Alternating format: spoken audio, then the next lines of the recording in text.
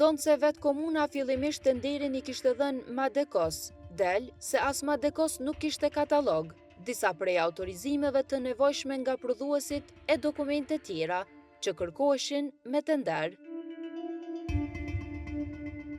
E nderuar, ky aktivitet i prokurimit është anuluar duke i eliminuar të dy operatorët ekonomik si operator të papërgjegjshëm, veçanërisht operatorin MedPlus, ndaj të cilit janë ndërmarrë masa për shkak të katalogut të kontestuar.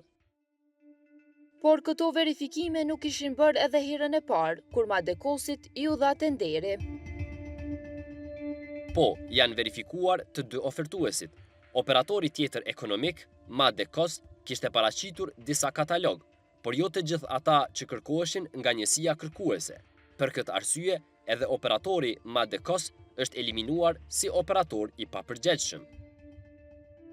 Gashi ka thënë se nuk është hapur asnjë hetim i brendshëm lidhur me këto mospërputhje në vlerësim.